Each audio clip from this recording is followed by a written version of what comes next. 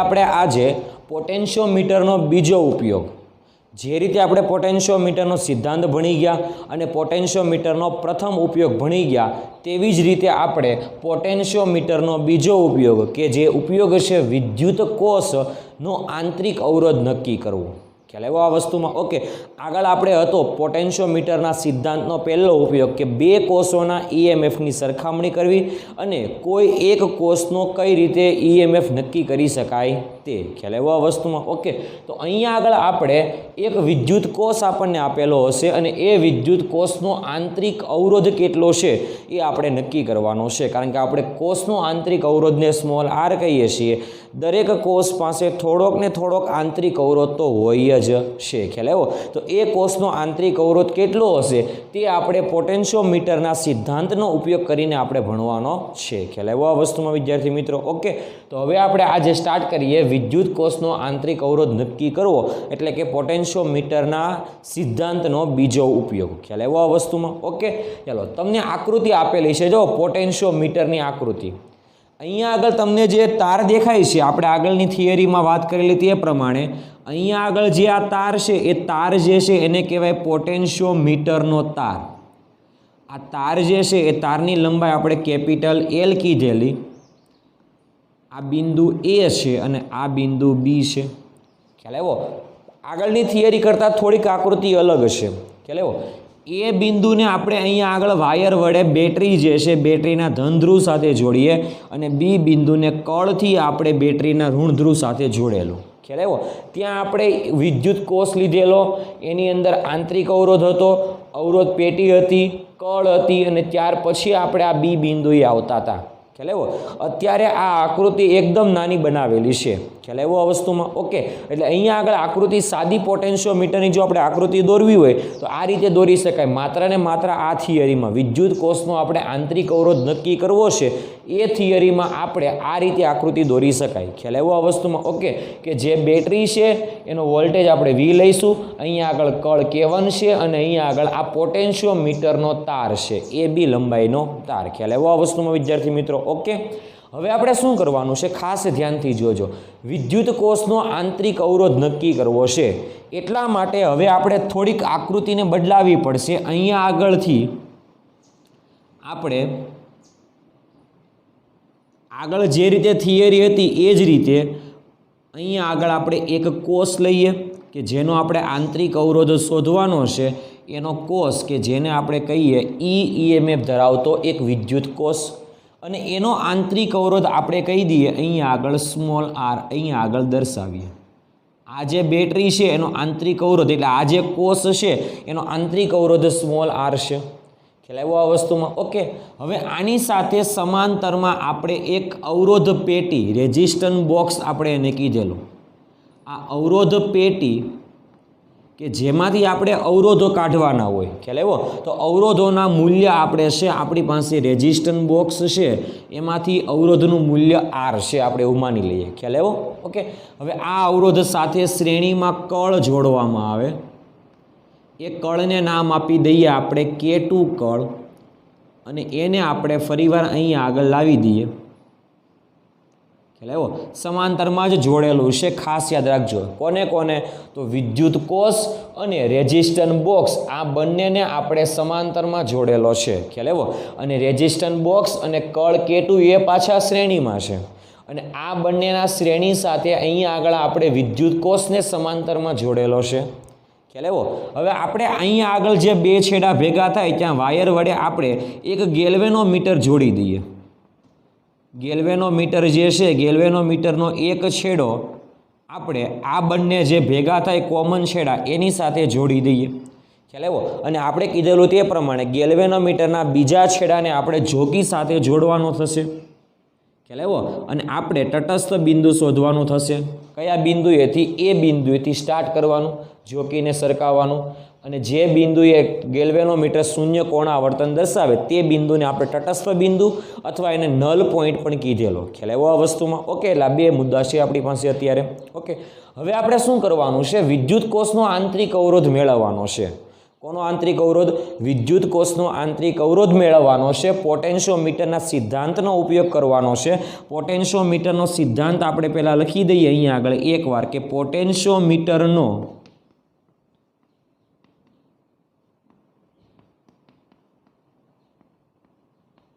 સિદ્ધાંત શું હતો?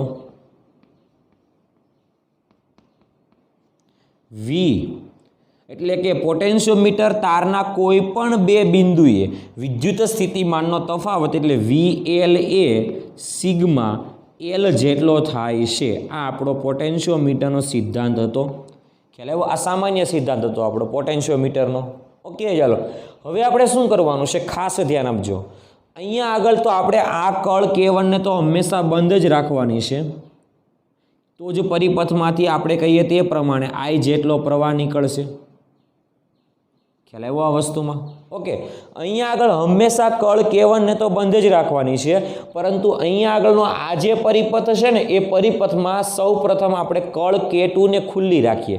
એટલે આપણે કંઈક આજે અલગ રીતે થિયરી લખવાની છે, એટલા માટે આપણે પહેલો કિસ્સો કહીએ. પ્રથમ કિસ્સામાં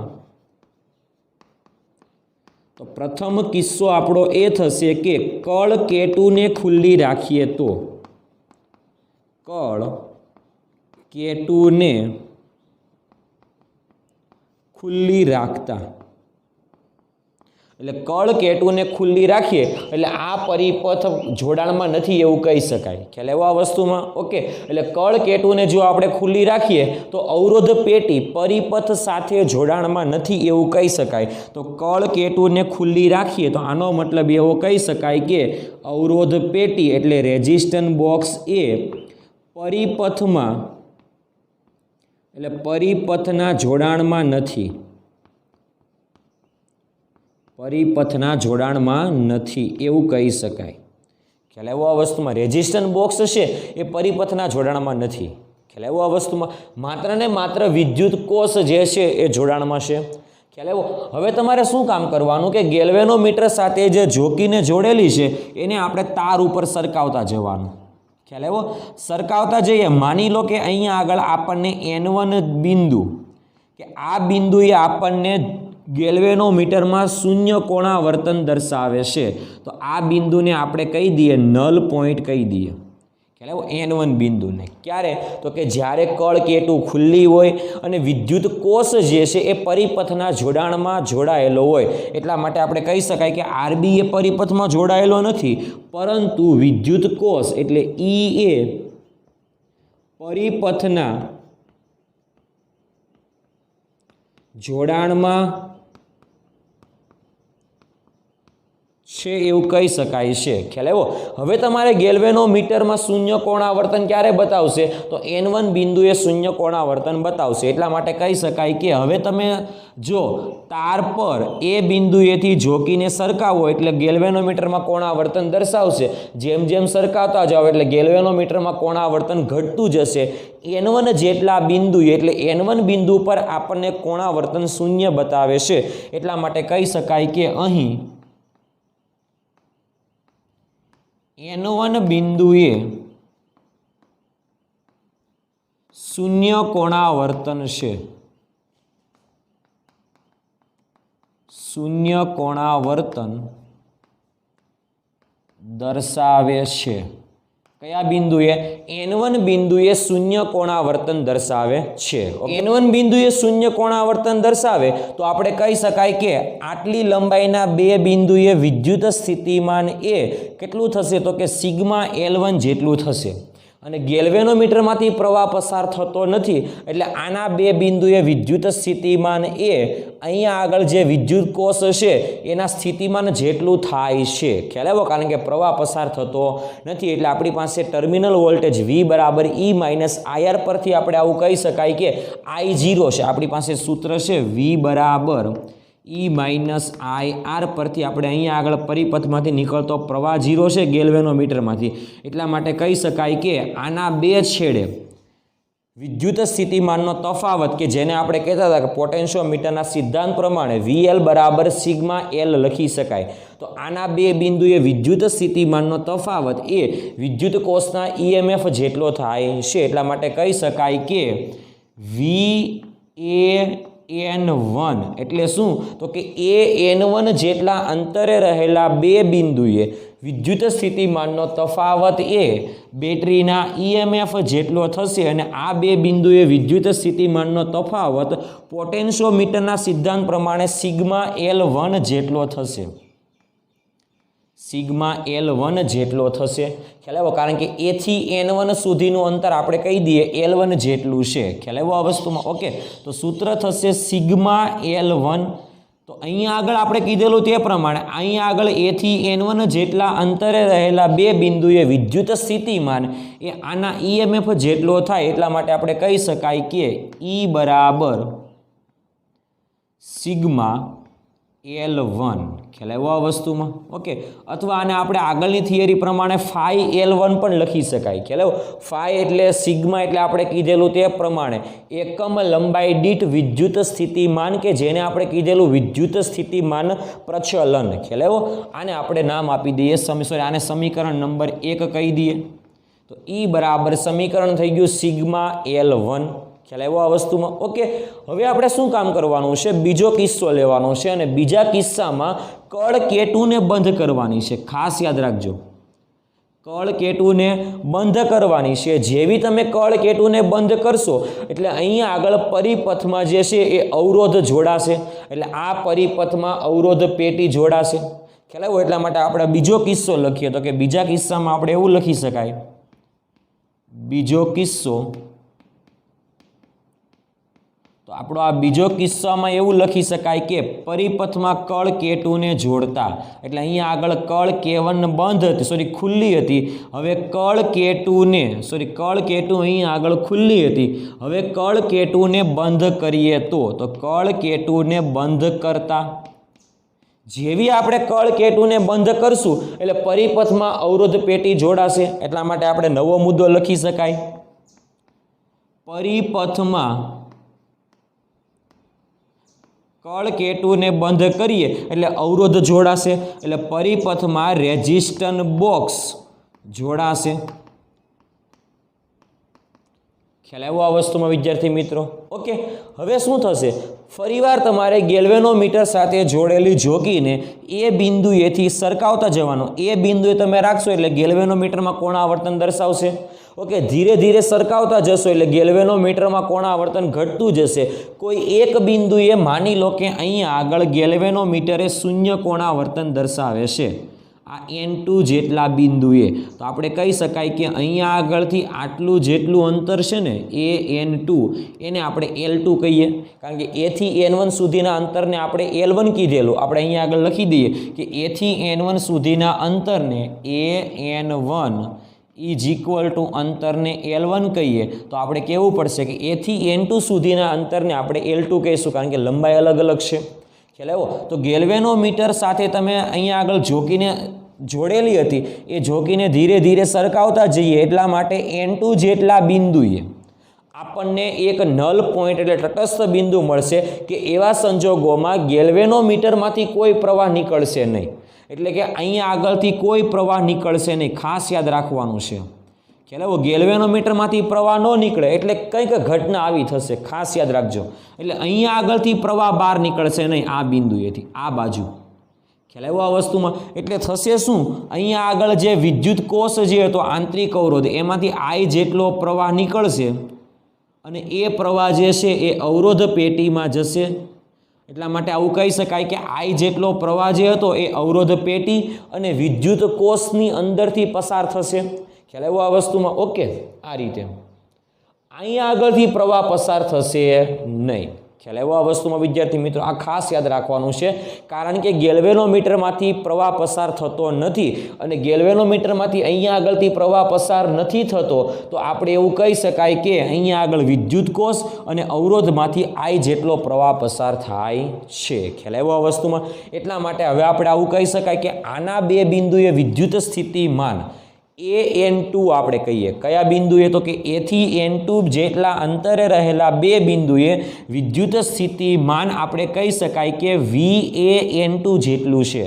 અહીંયા આગળ લખેલું તે પ્રમાણે N1 બિંદુએ શૂન્ય કોણાવર્તન દર્શાવે છે. તો અહીંયા આગળ આપણે લખી શકાય કે ગેલ્વેનોમીટરમાં N2 બિંદુએ N2 બિંદુએ શૂન્ય કોણાવર્તન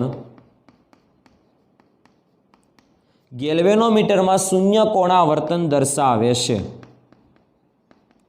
ખ્યાલ આવ્યો આ વસ્તુમાં? ગેલ્વેનોમીટરમાં શૂન્ય કોણાવર્તન દર્શાવે છે. ખબર પડી આ વસ્તુમાં? તો આપણે એવું કહી શકાય કે વિદ્યુત કોષ અને અવરોધમાંથી I જેટલો પ્રવાહ વહે છે, માટે વિદ્યુત કોષ અને અવરોધ પેટીમાંથી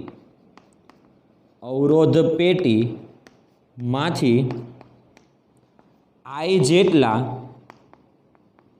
પ્રવાહનું વહન થશે.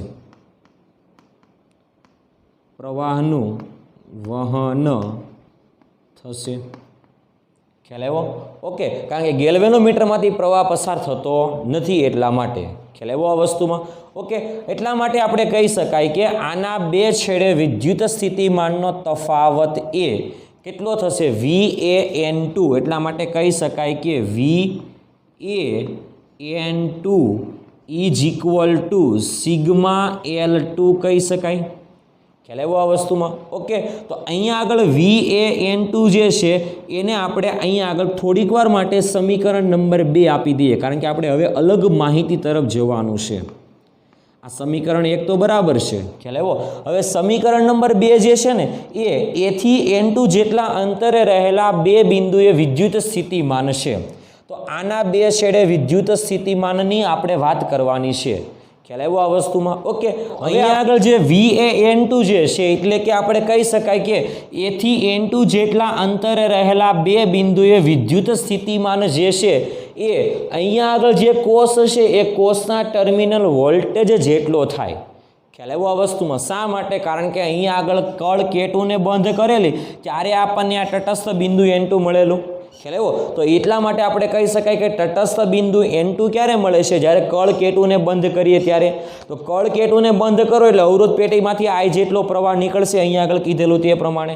ખ્યાલ આવ્યો? એટલા માટે કહી શકાય કે હવે જે અહીંયા આગળના બે બિંદુએ વિદ્યુત સ્થિતિમાન છે ને એ અહીંયા આગળ વિદ્યુત કોષના ટર્મિનલ વોલ્ટેજ જેટલું થશે. ખ્યાલ આવ્યો?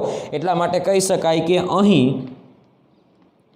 VAN2 એ શું છે? તો કે વિદ્યુત કોષ EMF એટલે કે EMF E જેટલો ધરાવતો વિદ્યુત કોષ છે એ વિદ્યુત કોષનો ટર્મિનલ વોલ્ટેજ છે. તો કંઈ અહીંયા આગળ કહી શકાય કે VAN2 એ વિદ્યુત કોષના એટલે વિદ્યુત કોષ Eના બે છેડે ટર્મિનલ વોલ્ટેજ જેટલો થાય છે. એટલા માટે આપણે કહી શકાય કે VAN2 ઇઝ ઇક્વલ ટુ આપણે કહી શકાય કે આના બે છેડે ટર્મિનલ વોલ્ટેજ V બરાબર IR જેટલો થશે. ખ્યાલ આવ્યો?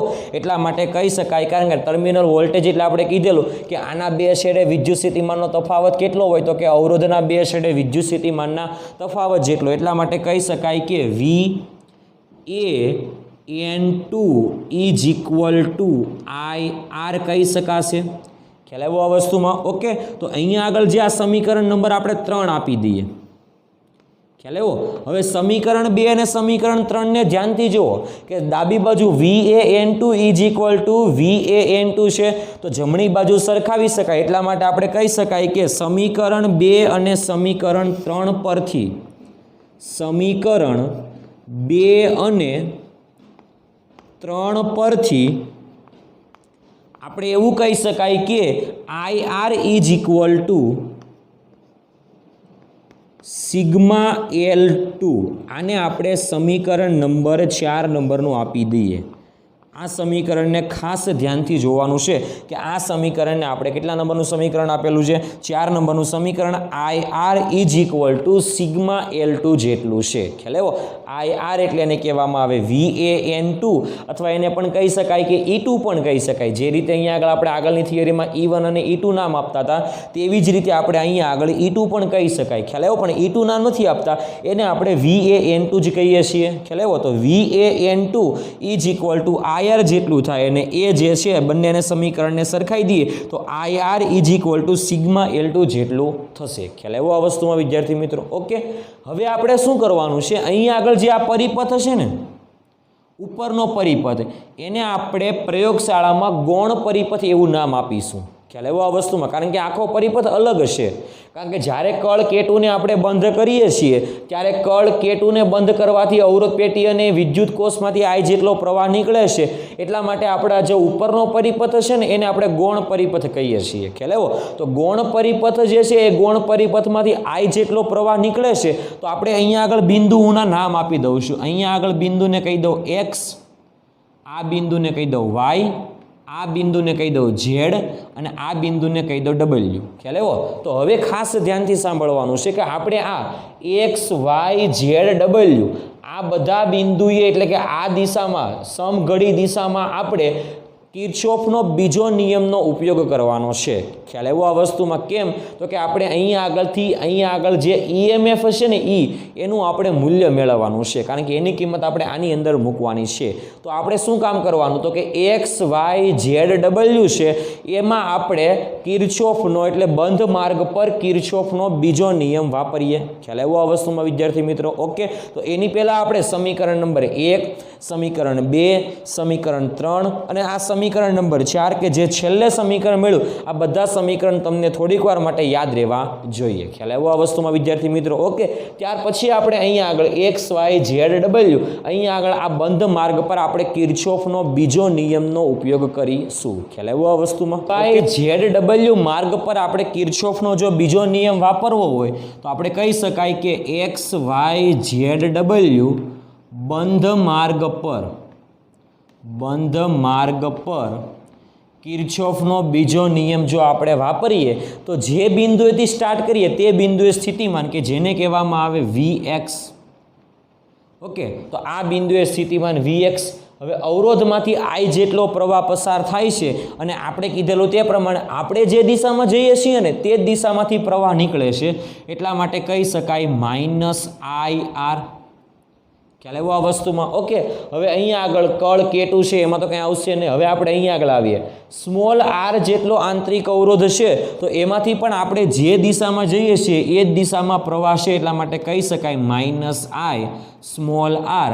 અને અહીંયા આગળ આપણે કીધેલું તે પ્રમાણે બેટરીના ઋણ ધ્રુવમાં દાખલ થઈએ છીએ એટલા માટે એનું સ્થિતિમાન આવશે ધન =+E =Vx. તો Vx કેન્સલ થઈ ગયા તો -IR -I small r +E =0. હવે આ ને સૂત્રનો કરતા બનાવો તો આખું સ્ટેપ સામે જશે એટલે આપણું સમીકરણ બનશે E બરાબર I capital R plus I small r. ખ્યાલ આવ્યો આ વસ્તુમાં? ઓકે, હવે આપણે I ને કોમન કાઢીએ તો શું થશે? E બરાબર I કૌંસમાં R પ્લસ સ્મોલ r થશે. ખ્યાલ આવ્યો આ વસ્તુમાં? ઓકે, આને સમીકરણ નંબર 5 નંબર આપી દઈએ. સમીકરણની સંખ્યા થોડીક વધી જશે પરંતુ તમને સરળતા રહેશે કારણ કે ટેક્સ્ટ બુક કરતાં કંઈક સરળ ભાષામાં લખેલું છે. ઓકે, તો E બરાબર સૂત્ર બની ગયું I કૌંસમાં R પ્લસ સ્મોલ r. હવે અહીંયા આગળ Eની જે વેલ્યુ છે EMF એને આપણે સમીકરણ નંબર 1માં મૂકીએ એટલા માટે હવે કહી શકાય કે સમીકરણ 1 પરથી અથવા એવું પણ કહી શકાય કે સમીકરણ 1 અને સમીકરણ નંબર 5 ને સરખાઈએ તો આપણે આવું કહી શકાય, સમીકરણ 1 અને 5 ને સરખાવતા તો આ બંનેને આપણે સરખાવીએ તો સૂત્ર શું બનશે? I કૌંસમાં R plus small r sigma L1. ખ્યાલ આવ્યો આ વસ્તુમાં? ઓકે, આને આપણે સમીકરણ નંબર 6 નંબરનું કહી દઈએ. ખ્યાલ આવ્યો આ વસ્તુમાં? ઓકે, હવે આપણે સામાન્ય રીતે ખાલી શું કરવાનું છે? સમીકરણ નંબર 6 અને સમીકરણ નંબર 4 આ બંનેનો ગુણોત્તર લઈ લેવાનો છે. એટલા માટે આપણે કહી શકાય કે સમીકરણ 6 અને સમીકરણ 4નો ગુણોત્તર લેતા જો આપણે ગુણોત્તર લઈએ તો સમીકરણ 6માં ડાબી બાજુ બોલો I કૌંસમાં R પ્લસ સ્મોલ r ના છેદમાં આની ડાબી બાજુ બોલો આઈ આર ભાગાકાર કરી નાખો is equal to sigma L1 છેદમાં સિગ્મા L2 સિગ્મા કેન્સલ થઈ ગયું આઈ કેન્સલ થઈ ગયું તો વધશે આર પ્લસ સ્મોલ આર ના છેદમાં capital R is equal to L1 છેદમાં L2 ખ્યાલ આવ્યો આ વસ્તુમાં હવે આપણે અહીંયા આગળ જે આર છે ને એનું આપણે છેદ વિભાજન કરી નાખીએ એટલા માટે હવે આપણું નવું સમીકરણ બનશે આર ના છેદમાં આર એટલે 1 પ્લસ સ્મોલ આર ના છેદમાં capital R is equal to L1 ના છેદમાં L2 એટલે આપણે કહી શકાય L1 અપોન L2 ખ્યાલ આવ્યો આ વસ્તુમાં ઓકે ચાલો હવે આપણે આ એકને સામે જવા દઈએ એટલે આપણું સૂત્ર બનશે સ્મોલ આર ના છેદમાં capital R is equal to L1 ના છેદમાં L2 માઇનસ 1 ખ્યાલ આવ્યો હવે સ્મોલ આરને આપણે સૂત્રનો કરતા બનાવીએ તો કેપિટલ આર સામે જશે તો કેપિટલ આર કાઉન્સમાં L1 અપોન L2 માઇનસ 1 આવું પણ આપણે બોલી શકાય તો અહીંયા આગળ સ્મોલ આર જે છે એ બેટરીના એટલે કે વિદ્યુત કોષનો EMF જે છે એ EMFનું આંતરિક અવરોધ મળેલો છે એટલા માટે કહી શકાય કે વિદ્યુત કોષનો આંતરિક અવરોધનું જે સૂત્ર છે એ પોટેન્શિયોમીટરના સિદ્ધાંત આધારિત જો આપણે મેળવવું હોય તો આપણે આ સૂત્રનો ઉપયોગ કરવો પડશે આર બરાબર કેપિટલ આર એટલે અવરોધ પેટીમાંથી કાઢેલો અવરોધ કેપિટલ આર કાઉન્સમાં L1 અપોન L2 માઇનસ 1 થશે ખ્યાલ આવ્યો આ વસ્તુમાં ઓકે આને જો આપણે વ્યવસ્થિત રીતે લખવું હોય તો આ રીતે પણ લખી શકાય સ્મોલ આર બરાબર કેપિટલ આર કાઉન્સમાં L1 minus L2 upon L2 થશે ખ્યાલ આવ્યો આ વસ્તુમાં ઓકે તો આ જે સમીકરણ છે આ સમીકરણ એ બેટરી જે વિદ્યુત કોષ જે છે અહીંયા આગળ જોડેલો છે તે ખ્યાલ આવ્યો તો ખાસ યાદ રાખવાનું છે અહીંયા આગળ જે આપણે બેટરી જોડીએ છીએ એનું EMF એટલે એનો વિદ્યુત સ્થિતિમાનનો તફાવત આના કરતાં બહુ મોટો હોવો જોઈએ ખ્યાલ આવ્યો એટલે બેટરીનો વિદ્યુત સ્થિતિમાનનો તફાવત એ અહીંયા આગળ જે આપણે વિદ્યુત કોષ જોડીએ છીએ એના કોષના તફાવત એટલે એના કોષના વિદ્યુત સ્થિતિમાનના તફાવત કરતાં તો બહુ મોટો હોવો જોઈએ પછી આનો સ્થિતિમાનનો તફાવત નાનો હોય ને આનો મોટો હોય તો એવું જ હોવું જોઈએ પરંતુ આનો મોટો હોય અને આનો નાનો હોય તો એવું શક્ય નથી ખ્યાલ આવ્યો એટલે હંમેશા આના સ્થિતિમાન કરતાં વધારે હોવું જોઈએ ખ્યાલ આવ્યો એટલે ખાસ મુદ્દો યાદ રાખવાનો છે કે જે આપણે બાહ્ય બેટરી જોડેલી છે એ બાહ્ય બેટરીનું સ્થિતિમાન કોષના સ્થિતિમાન કરતાં વધારે હોવું જોઈએ ટૂંકમાં આપણે આવું બોલી શકાય ખ્યાલ આવ્યો તો અહીંયા આગળ આપણે કીધેલું તે પ્રમાણે કે વિદ્યુત કોષનો આંતરિક અવરોધ મેળવવો છે તો એ વિદ્યુત કોષનો આંતરિક અવરોધ મેળવવા માટેનું સૂત્ર આપણને મળી ગયું small R is equal to capital R કાઉન્સમાં L1 minus L2 upon L2 એટલા માટે કહી શકાય કે વિદ્યુત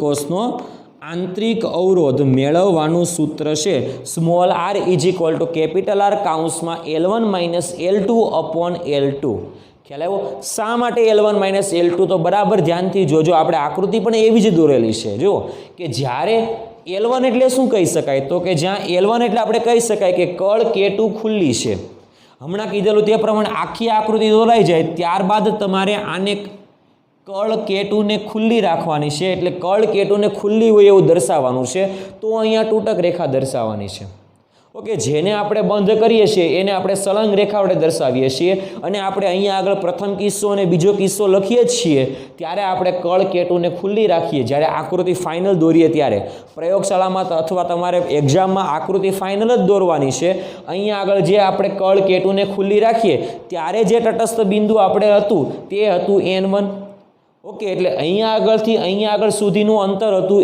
L1 કારણ કે આપણે લખેલું A થી N1 સુધીનું અંતર હતું L1 જે મોટું અંતર છે એટલે મોટા અંતરમાંથી નાનું અંતર બાદ થાય છે જુઓ કે L1 માંથી L2 બાદ થાય છે કેમ તો કે જ્યારે કળ K2 ખુલ્લી હોય ત્યારે આપણે કહી શકાય તે પ્રમાણે તટસ્થ બિંદુ થોડા વધારે અંતરે મળે છે એટલે ગેલ્વેનોમીટર થોડાક મોટા અંતરે આવીને શૂન્ય કોણાવર્તન દર્શાવે છે પરંતુ જ્યારે કળ K2 બંધ હોય ત્યારે જે તટસ્થ બિંદુ આવે એ પહેલા તટસ્થ બિંદુ આવે એના કરતાં થોડુંક ઓછું હોય ખ્યાલ આવ્યો? એટલે અહીંયા આગળ N2 જેટલું અંતર છે, એટલે આ અંતર થોડુંક નાનું છે, એટલે એ અંતરને આપણે L2 કીધેલું, એટલા માટે L1 માંથી L2 બાદ થાય છે. એટલે આ ખાસ યાદ રાખવાનું છે કે L1 માંથી L2 બાદ થાય છે, એટલે આપણું સૂત્ર બનશે small r is equal to capital R કાઉન્સમાં L1 minus L2 upon L2. જો આવું ન લખવું હોય તો આવું પણ લખી શકાય, small r is equal to capital R કાઉન્સમાં L1 upon L2 minus 1, અથવા આવું પણ લખી શકાય છે. ખ્યાલ આવ્યો આ વસ્તુમાં વિદ્યાર્થી મિત્રો? ઓકે, તો આવી રીતે આપણે પોટેન્શિયોમીટરના સિદ્ધાંતનો ઉપયોગ કરીને વિદ્યુત કોષ જે છે એ વિદ્યુત કોષનો પણ આપણે આંતરિક અવરોધ નક્કી કરી શકાય છે. ખ્યાલ આવ્યો આ વસ્તુમાં વિદ્યાર્થી મિત્રો? ઓકે, તો આ હતી આપણી આજની થિયરી કે વિદ્યુત કોષનો આંતરિક અવરોધ નક્કી કરવો, પરંતુ પોટેન્શિયોમીટરના સિદ્ધાંતનો ઉપયોગ કરીને એટલા માટે આપણી પાસે સૂત્ર મળે છે small r is equal to capital R કાઉન્સમાં L1 minus L2 upon L2. ખ્યાલ આવ્યો આ વસ્તુમાં વિદ્યાર્થી મિત્રો? ઓકે, તો આ હતું આપણી આજની થિયરી કે વિદ્યુત કોષનો આંતરિક અવરોધ નક્કી કરવો તે. ખ્યાલ આવ્યો આ વસ્તુમાં? ઓકે વિદ્યાર્થી મિત્રો, તો હવે આપણે સ્વાધ્યાયનો 3.23 નંબરનો દાખલો જોઈએ. સ્વાધ્યાયનો 3.23 નંબરનો જે દાખલો છે આપણે આગળના લેક્ચરમાં કે વિદ્યુત કોષનો આંતરિક અવરોધ નક્કી કરવો અને એ પણ પોટેન્શિયોમીટરના સિદ્ધાંતની મદદથી, આવી આપણે એક થિયરી ભણેલા અને એનું સૂત્ર આવેલું આંતરિક અવરોધ મેળવવાનું small r is equal to capital R કાઉન્સમાં L1 minus L2 upon L2, આવું એક સમીકરણ આપણે આવેલું. ખ્યાલ આવ્યો? તો એ જ સમીકરણનો ઉપયોગ કરીને આપણે પોટેન્શિયોમીટરની અંદર જે વિદ્યુત કોષ છે અને એ વિદ્યુત કોષ કે જેનો આપણે આંતરિક અવરોધ નક્કી કરવાનો છે એ આપણે રકમમાં આપેલું છે અને એના આધારિત આપણે દાખલો ગણવાનો છે. ખ્યાલ આવ્યો આ વસ્તુમાં? ઓકે, હવે તમને આ જે આકૃતિ દર્શાવેલી છે ને એ આપણે થિયરીમાં ભણેલા કે આવી આકૃતિ આપણે થિયરીમાં આવેલી, પરંતુ દાખલામાં તમને આવી આકૃતિ ન પણ આપે, દાખલામાં તમને આવી આકૃતિ આપે. આ આકૃતિ અને આ આકૃતિમાં કોઈ ફરક નથી, ખાલી દર્શાવવાની રીત અલગ અલગ છે. ખાસ ધ્યાનથી જોજો, હું આ આકૃતિ પરથી આ આકૃતિ સમજાવું છું. ખ્યાલ આવ્યો? બધા જ દાખલામાં JEE, નીટ, ગુજકેટ અને NCERTના બધા જ દાખલામાં તમને આવી આકૃતિ આપેલી છે. એટલે આવી આકૃતિ આપેલી હોય એટલે ગભરાવાની જરૂર નથી, પરંતુ આવી આકૃતિ સેમ આ જ આકૃતિ છે એવું માની લેવાનું. ખ્યાલ આવ્યો? હવે ધ્યાનથી જુઓ, અહીંયા આગળ જે આપણે આ આકૃતિ ભણેલા ને એ થિયરીમાં ભણેલા, અને અહીંયા આગળ આપણે જે આપણને આકૃતિ આપેલી છે રકમમાં આપેલી છે, એટલે આ પણ પોટેન્શિયોમીટરની આકૃતિ જ છે. એમાં ખાસ ધ્યાન આપજો, આ આકૃતિ અને આ આકૃતિને હું આ આકૃતિ અને આ આકૃતિમાં શું ફરક છે તે. હવે ધ્યાનથી જુઓ કે આ આકૃતિમાં આપણે કીધેલું કે AB જે તાર છે ને એ AB તાર પોટેન્શિયોમીટરનો તાર હતો. તો સેમ એ જ આકૃતિ પ્રમાણે અહીંયા આગળ જે આપણને આ તાર આપેલો છે ને AB તાર, એ તાર આપણને પોટેન્શિયોમીટરનો તાર છે. ખ્યાલ અહીંયા આગળ આપણને વાળીને આપેલો, તો અહીંયા આગળ આપણને સીધો તાર આપેલો છે. હવે આપણે આ તાર ઉપર ઝોકીને સરખાવતા હતા ત્યારે આપણને તટસ્થ બિંદુ N1 અને N2 મળતું હતું, અને આંતરિક અવરોધ શોધવા માટેની જે થિયરી હતી એમાં N1 અંતર વધારે હતું અને N2 અંતર ઓછું હતું. સેમ એ જ અહીંયા આગળ આપણે ઝોકીને સરખાવીએ છીએ. શરૂઆતમાં કળ K2 ખુલ્લી હોય ત્યારે N1 બિંદુ એ તટસ્થ બિંદુ મળે, અને કળ K2 બંધ હોય ત્યારે આપણને N2 બિંદુ એ તટસ્થ બિંદુ મળે. હવે એ N2 બિંદુ નાનું છે, એ N1 બિંદુ મોટું છે. ખ્યાલ આવ્યો આ વસ્તુમાં? ઓકે, હવે એ બિંદુએથી આપણે એની સાથે અહીંયા આગળ આખો એક પરિપથ જોડેલો, ગૌણ પરિપથ. તો સેમ એ જ છે, જુઓ કે એ બિંદુએથી આપણને એક અલગ અહીંયા આગળ એક ગૌણ પરિપથ જોડેલો છે. હવે ગૌણ પરિપથમાં એ બિંદુએથી સ્ટાર્ટ કરો, સૌ પ્રથમ તમને 1.5 વોલ્ટનું EMF એટલે કે આંતરિક અવરોધ ધરાવતું EMF આપેલું છે. તો અહીંયા આગળ પણ એ જ હતું, E જેટલું EMF અને એનો આંતરિક અવરોધ સ્મોલ r હતો.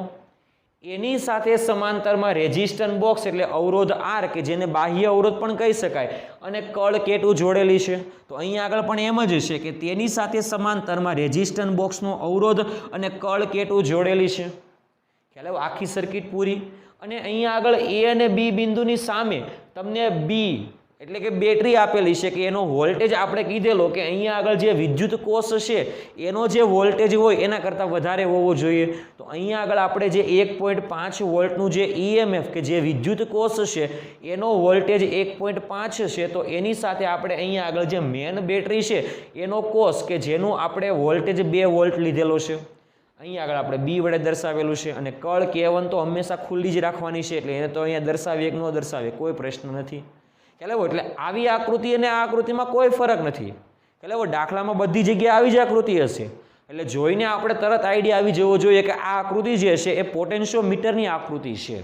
ખ્યાલ આવ્યો? તો આ આકૃતિ પોટેન્શિયોમીટરની છે ને આ પણ પોટેન્શિયોમીટરની છે, પણ આ આપણે થિયરીમાં ભણી ગયા આકૃતિ એ છે ને આ આપણને દાખલામાં આપવામાં આવેલી આકૃતિ છે. એટલે બધી જ દાખલામાં આપણને આકૃતિ આવી આપેલી હશે એટલે ખાસ ધ્યાનમાં રાખવાનું છે. ખ્યાલ આવ્યો આ વસ્તુમાં? ઓકે, તો આ હતી આપણી પોટેન્શિયોમીટરની થિયરીની આકૃતિ અને આ આકૃતિ આપણને દાખલામાં આપેલી છે. હવે તમને આકૃતિ જોઈને પણ આઈડિયા આવી જવો જોઈએ. જે રીતે આપણે આગળ જે પોટેન્શિયોમીટરના સિદ્ધાંતનો ઉપયોગ કરીને બે કોષના EMFની વાત કરેલી, તો અહીંયા આગળ એક બેટરી હતી, એની સાથે સમાંતરમાં બીજી, એટલે અહીંયા આગળ એક કોષ હતો, એની સાથે સમાંતરમાં બીજો કોષ હતો. સેમ અહીંયા આગળ તમારે એક કોષ છે, એની સાથે સમાંતરમાં અવરોધ છે. તો તમારે સમજી જવાનું કે આ આકૃતિ જે આપેલી છે એ પોટેન્શિયોમીટરના સિદ્ધાંતના બીજા ઉપયોગ આધારિત આકૃતિ છે. અને જો તમને બે કોષો આપેલા હોય તો એ બંને કોષો સમાંતરમાં હોય તો તમને તરત આઈડિયા આવી જવો જોઈએ કે આ જે આકૃતિ આપેલી છે એ આકૃતિ આપણને પોટેન્શિયોમીટરના પ્રથમ એટલે પોટેન્શિયોમીટરના સિદ્ધાંતના પહેલા ઉપયોગની આકૃતિ આપેલી છે. ખ્યાલ આવ્યો? ઓકે, અહીંયા આગળ આપણને સામાન્ય રીતે હવે ખબર પડી કે આ આકૃતિ આપણને પોટેન્શિયોમીટરના સિદ્ધાંતના બીજા ઉપયોગની આકૃતિ આપેલી હોય. ખ્યાલ આવ્યો આ વસ્તુમાં? ઓકે, હવે આપણને રકમ આપેલી છે, ધ્યાનથી જોવાની છે રકમને શું કહે છે તે. ઓકે, ચલો આકૃતિમાં એટલે આપણને આ આકૃતિ આપેલી હશે કે આકૃતિમાં 1.5 વોલ્ટનો આંતરિક અવરોધ શોધવા માટે. ખ્યાલ આવ્યો? એટલે આપણે કોનો આંતરિક અવરોધ શોધવાનો છે કે જેનું EMF 1.5 વોલ્ટ છે તેવા વિદ્યુત કોષનો આપણે આંતરિક અવરોધ મેળવવાનો છે. તો અહીંયા આગળથી આપણે કહી શકાય કે વિદ્યુત કોષનો આંતરિક અવરોધ કે જે આપણે મેળવવાનો છે કે જેને આપણે સ્મોલ r કીધેલો છે, તો આપણે કહી શકાય કે સ્મોલ r મેળવવાનો છે. ઓકે, તો એ કોષ જે છે એ કોષનું EMF તમને આપેલું છે 1.5 વોલ્ટ, તો E બરાબર તમને આપેલું છે 1.5 વોલ્ટ. ખ્યાલ આવ્યો આ વસ્તુમાં? ઓકે, ચાલો હવે આપણને કીધેલું છે શોધવા માટે વપરાયેલો 2 વોલ્ટનો પોટેન્શિયોમીટર.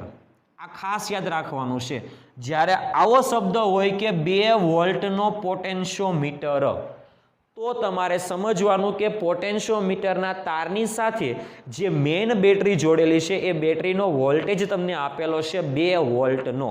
ખ્યાલ આવ્યો? એટલા માટે લખી શકાય કે પોટેન્શિયોમીટરનો વોલ્ટેજ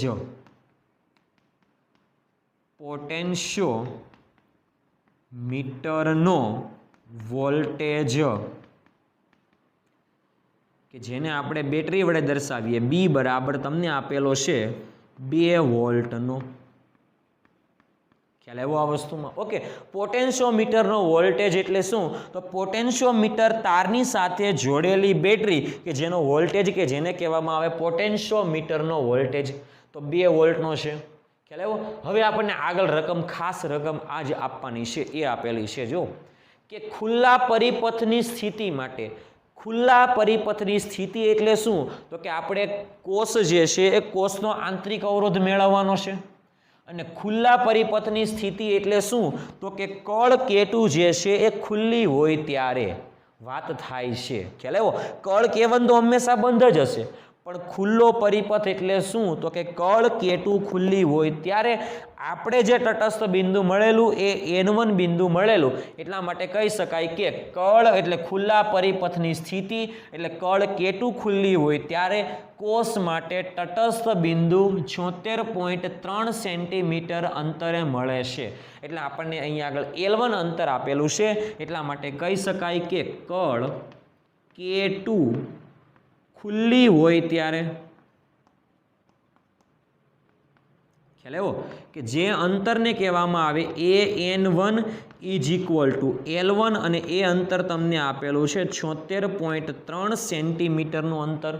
ખ્યાલ આવ્યો આ વસ્તુમાં? ઓકે, જ્યારે કોષને એટલે બાહ્ય અવરોધ એટલે બાહ્ય પરિપથમાં 9.5 ઓહમનો અવરોધ વાપરવામાં આવે ત્યારે, મતલબમાં કળ કેટુને બંધ કરો તો જ આ કોષ વપરાય એવું કહી શકાય. એટલે આ જે અવરોધ છે બાહ્ય અવરોધ એટલે એને કહેવામાં આવે રેઝિસ્ટન્સ બોક્સનો અવરોધ, એ પરિપથની અંદર જોડાશે. જે રીતે આપણે થિયરી ભણાવેલ સેમ એ જ ભાષામાં હું તમને સમજાવું છું. ઓકે, એટલે કળ કેતુને જ્યારે જોડવામાં આવે ત્યારે અવરોધ આર જે છે એ પરિપથમાં જોડાશે. એટલે અવરોધ આરનું મૂલ્ય આપણને આપેલું છે, એટલા માટે લખી શકાય કે કળ કેતુ બંધ હોય ત્યારે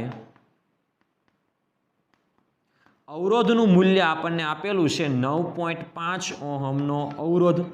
ખ્યાલ આવ્યો આ વસ્તુમાં? ઓકે, ત્યારે આપણને તટસ્થ બિંદુ મળે N2 જેટલા અંતરે, એટલા માટે કહી શકાય An2 is equal two L2, અને એ અંતર તમને નાનું મળે છે અને એ તમને અંતર આપેલું છે 66.8 સેન્ટીમીટર, એટલા માટે કહી શકાય 66.8 સેન્ટીમીટર અંતરે મળે છે. તો કોષનો આંતરિક અવરોધ મેળવવાનો છે. આપણને જે 1.5 વોલ્ટનો કોષ આપેલો છે એ કોષનો આપણે આંતરિક અવરોધ મેળવવાનો થશે. ઓકે, તો આંતરિક અવરોધ મેળવવાનું આપણી પાસે સૂત્ર હતું કે કોષના આંતરિક અવરોધનું સૂત્ર આપણી પાસે હતું small r is equal to capital R કૌંસમાં L1 minus L2 upon L2. આવું એક આપણી પાસે હમણાં આગળના લેક્ચરમાં સૂત્ર હતું કે small r is equal to capital R કૌંસમાં L1 minus L2 upon L2. Okay, હવે L1 અને L2 ની વેલ્યુ આપેલી છે, કેપિટલ R ની વેલ્યુ આપેલી છે, તો સૂત્ર બનશે સ્મોલ r બરાબર કેપિટલ R ની વેલ્યુ છે 9.5 કૌંસમાં L1 તમને આપેલા છે 76.3, એટલે આપણે અહીંયા આગળ લખી શકાય 76.3 માઇનસ L2 આપણને આપેલા છે 66.8 ના છેદમાં L2 ની વેલ્યુ તમને આપેલી છે 66.8. ઓકે, 76.3 માંથી 66.8 બાદ કરવાના, ત્યારબાદ તમારે 9.5 વડે એનો ગુણાકાર કરવાનો, અને ત્યારબાદ તમારે એને 66.8 વડે ભાગાકાર કરશો તો તમને આંતરિક અવરોધનું મૂલ્ય મળશે 1.68 ઓહમ જેટલું. ખ્યાલ આવ્યો? એટલે સ્મોલ r બરાબર તમને મળશે 1.68 ઓહમ, કે જેને નિયરલી ઇક્વલ ટુમાં ટેક્સ્ટ બુકના જવાબ આધારિત એનો જવાબ લખી શકાય 1.7 ઓહમનો અવરોધ. ખ્યાલ આવ્યો? એટલે આપણો આંતરિક જે અવરોધ છે એ અવરોધનું મૂલ્ય આપણને મળે છે 1.7 ઓહમ જેટલું. ખ્યાલ આવ્યો આ વસ્તુમાં વિદ્યાર્થી મિત્રો? ઓકે, તો આવી રીતે આપણે આ આકૃતિ પરથી આ આકૃતિને કન્વર્ટ કરી શકાય, અથવા આ આકૃતિ પરથી આ આકૃતિને પણ કન્વર્ટ કરીને આપણે બરાબર સ્વાધ્યાયનો 3.23 નંબરનો દાખલો ગણી શકાય છે. એટલે આવી આકૃતિની પણ તમારે પ્રેક્ટિસ કરવાની છે JEE નીટના દાખલામાં. ખ્યાલ આવ્યો? તો આ હતો આપણો સ્વાધ્યાયનો 3.23 નંબરનો દાખલો. ખ્યાલ આવ્યો આ વસ્તુમાં વિદ્યાર્થી મિત્રો? ઓકે, અને એ દાખલા આધારિત આપણને પૂછેલો પ્રશ્ન કે કોષ જે છે એ કોષનો આંતરિક અવરોધ કેટલો છે, તો એ આંતરિક અવરોધનું મૂલ્ય આપણને મળેલું છે કે 1.7 ઓહમ આંતરિક અવરોધનું મૂલ્ય મળે છે. ખ્યાલ આવ્યો આ વસ્તુમાં વિદ્યાર્થી મિત્રો? ઓકે, તો આ હતો આપણો સ્વાધ્યાયનો 3.23 નંબરનો દાખલો. ઓકે.